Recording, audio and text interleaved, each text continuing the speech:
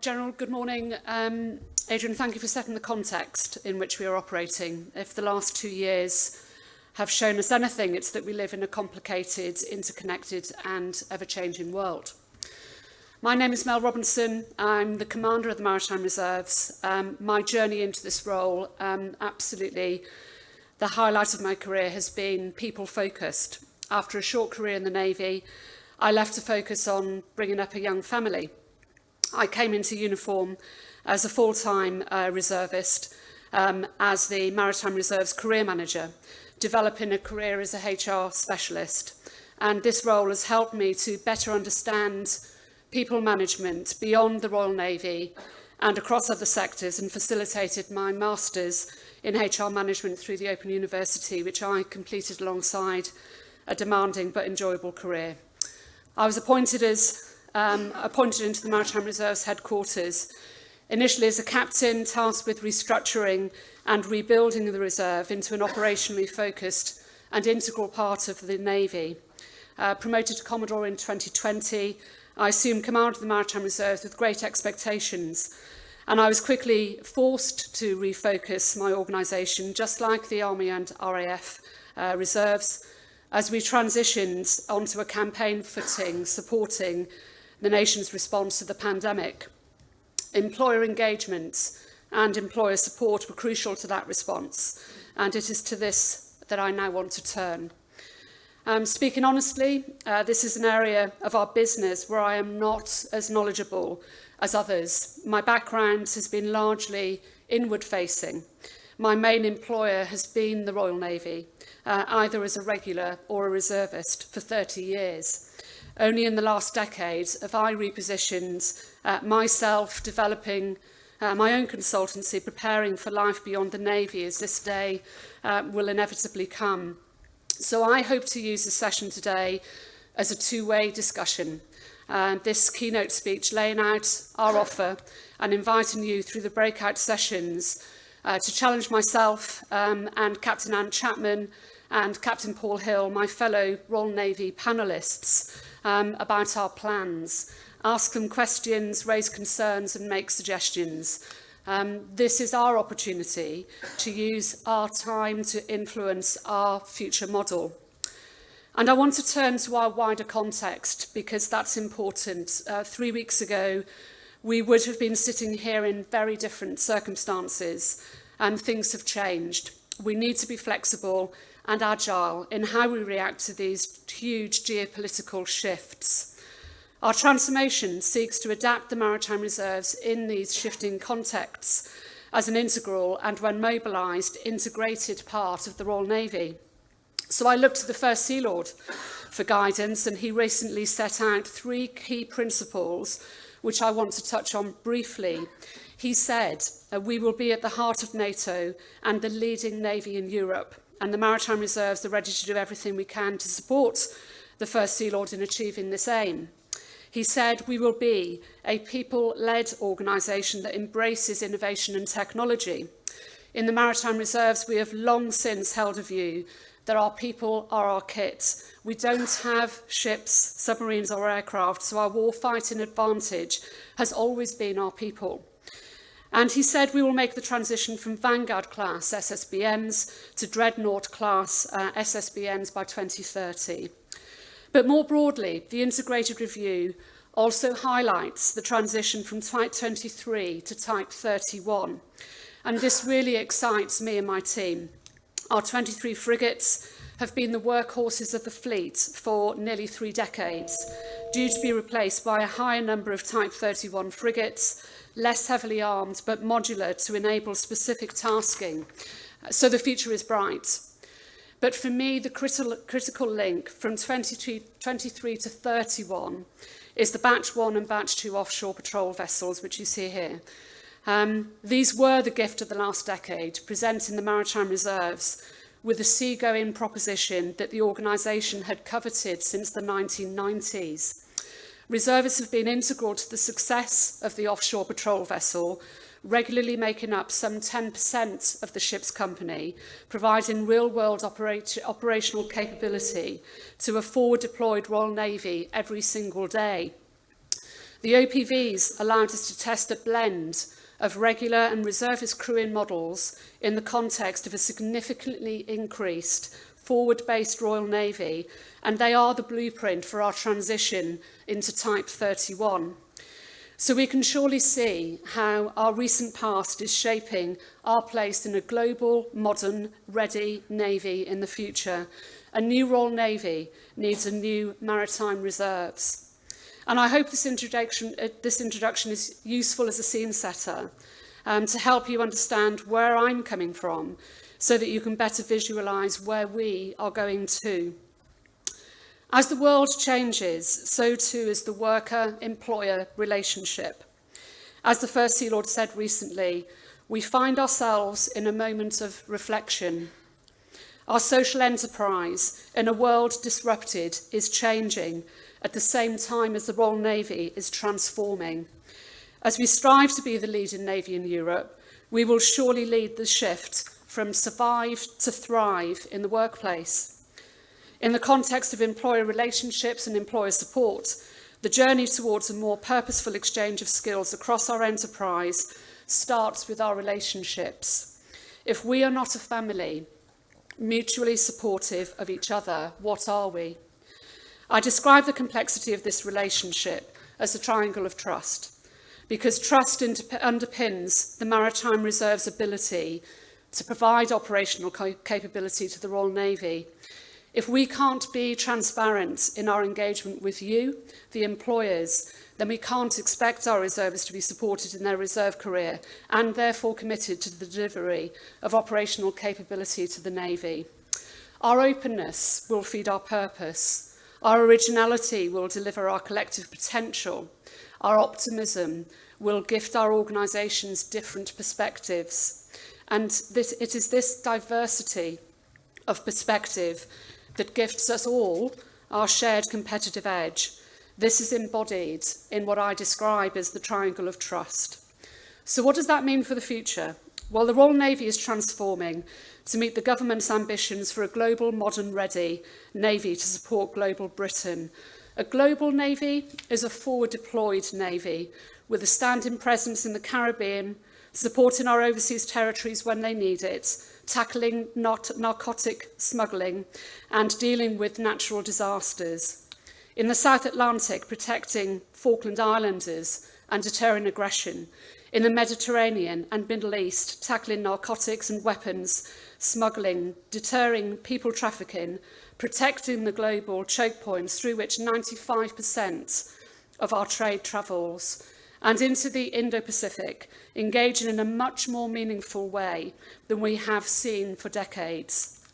But it also means a Navy at the heart of NATO, and the Royal Navy firmly established as the leading Navy in Europe. And that's global, and reservists are at the heart of it. Right now, we have reservists serving on board the Falkland Islands Guard ship, and embarked in the patrol vessels in the Caribbean and the Mediterranean and in the Indo-Pacific, telling our story so that you understand and value what we're doing around the globe on your behalf. Modern is easy.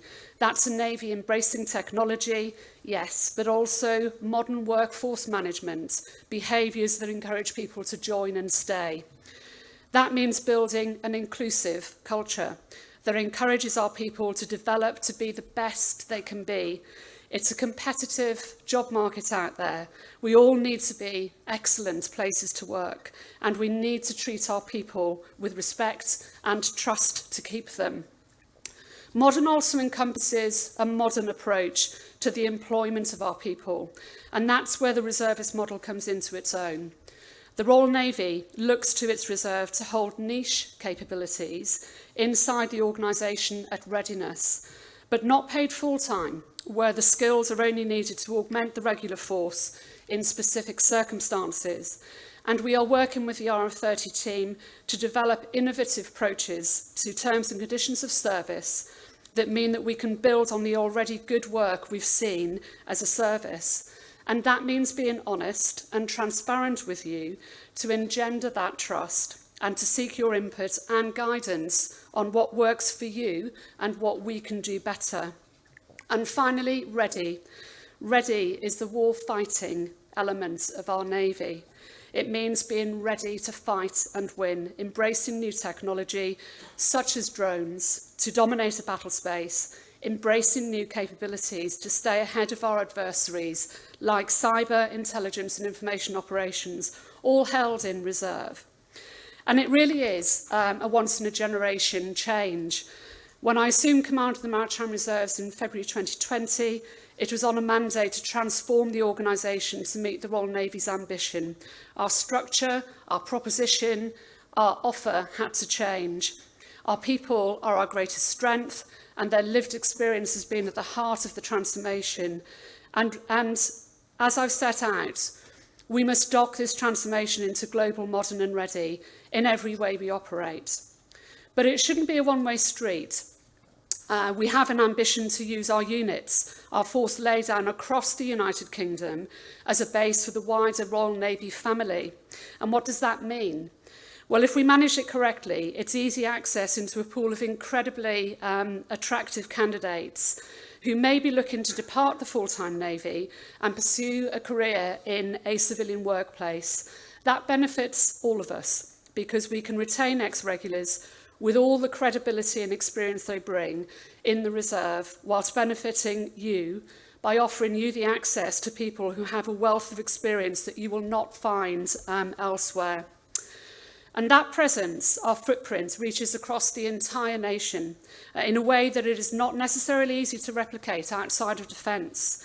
The Royal Naval Reserve and the Royal Marines Reserve represent the Royal Navy in parts of Scotland, England, Wales and Northern Ireland where there is no regular presence. That's basically anywhere outside of our naval bases in Portsmouth, Plymouth and Faslane, and the air stations in Yeovilton and Culdrose. That's important because the skills and experience we provide to our people are sometimes difficult to find. And if you as an employer are looking for someone to join your business and you want someone who stands out, I guarantee you that we train and develop people who stand out. But we want something back. We want you to support them in their reservist career. That starts at 24 days a year, mostly in the evenings and at weekends, but with a 2-week exercise or training course. But it also means open to the idea that we may ask them to increase their commitments, and on occasion, we may ask you to free them up for a prolonged period of months to step into a frontline role where they are fully integrated into the Royal Navy. And I tell you this up front because it's about trust, and I've said that trust matters. I've told you about the mandate on which my command rests. It's helpful because it sets out our ambition, the ambition to be innovative, unconventional and unconstrained in our approach to the utility of skills. And that means that we need to shift away from legacy structures that make it hard to get after or get the most out of our talents to creating something that is much more intuitive. And that means we need to look to you, experts in structural change and innovative ways of working for advice and guidance on how we can be more efficient. We think that digitalisation and blended ways of working have a place and will help provide our reservists with the best opportunity to learn their craft and skills from home so that we maximise their time with us when they are deployed. We've invested in a digital learning environment and aim to deliver more and more courses in advance of them attending the elements of their training that need to be undertaken face-to-face. And we've invested in small watercraft to help develop sea sense and professional skills that will help our reservists when they join warships. And this rebalance of resource towards delivering capability is working. We want 20% of our people to be actively delivering operational capability to the Royal Navy at any point in time. That includes those serving full-time, on mobilisations around the globe, at sea and ashore, and those supporting the Navy, but on a more part-time basis, including reservists on contracts of up to 180 days a year, such as air traffic controllers, or simply on an ad hoc daily basis, such as media operations officers who step up when the Navy asks for support for specific events and activities. So just take 10 seconds now to look at the map. which shows where reservists are operating right now. You can see that we are generating significant capability to support the Royal Navy at sea and ashore every single day, and we're really proud of it. But of course, the last 2 years of my command have also taken in the unprecedented circumstances that we are all living through. Reservists from the Royal Navy and Royal Marines have been at the forefront of our response to the pandemic. We've deployed medics, logisticians, media operations personnel, and military planners to support the NHS and local authorities as they tackled COVID-19. And the Maritime Reserve's response hasn't been lost on our leaders. Here are just 3 examples of reservists who have made a tangible contribution to defence and have been rewarded for it. Captain Carlo Contaldi, a Royal Marines reservist and a professor of theoretical physics at Imperial College London, was awarded an MBE. He provided vital analytic insights into the emergence and spread of COVID-19, reaching the Prime Minister's office, and that directly shaped national and regional responses. Commander Dusty Miller drew on his experience running his own logistics company to support his role as a logistics officer in the Royal Naval Reserve. He was critical to the distribution of PPE at the height of the pandemic, and this skills exchange was recognised through a commendation from the Chief of the General Staff. And while she hasn't been awarded a national honour, I could not have run a geographically dispersed headquarters at the height of the pandemic without the technical skills that I was able to access through Chief Petty Officer Sam Kimberley. And that diversity of thought, those individual contributions, is informing our work with the RF30 team as they seek to engage with you to understand how we will work together to deliver best effect. And looking forward, we will see sailors deployed at sea as generalists much more regularly than before. They will have the opportunity to serve as fully integrated members of the ship's company in offshore patrol vessels and Type 31 frigates. They'll probably be doing something completely different to their day job, but they'll develop leadership skills and the ability to work in a team, and they'll bring those skills back to you in your workplace. And we will see deeper specialists providing niche capabilities as members of the Information Warfare Branch. They'll be deployed to support an operation or exercise as subject matter experts.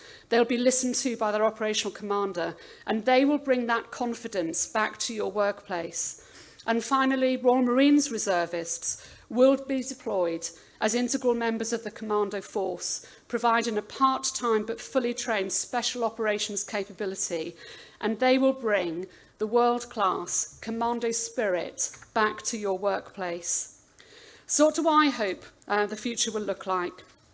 I think our proposition is attractive. From generalist to specialist, the types of people that will be attracted to the maritime domain in the future will be the same types of people that have been attracted to it in the past. You recognise these highly motivated people. They are already part of our collective workplace today, but our model seeks to deploy them, their civilian and military skills, across Defence's enterprise for our mutual benefit. The diversity of their perspective will become our collective strength. You can expect me to work with the RF30 team to understand how we maximise the transaction of those skills across our enterprise. And so finally, by way of conclusion, some way into our transformation, we find ourselves in a moment of reflection. Our purpose, global, modern, ready, has to date been enabled by structural changes in our workforce, alongside the modernisation of our laydown and our processes on the ground. But we live in a complicated, interconnected and ever-changing world, and this is disrupting the worker-employer relationship. I've explained that you can expect me to get after these relationships, and I describe them in the context of trust. To maintain our competitive edge in a changing context, we must now shift our focus from structural change to cultural change. This must surely be our shared endeavour. The difference that will make the difference will be the extent to which, through our approach to employer engagement and employer support, we mature the essential relationships between the reservist, their employer, and their family.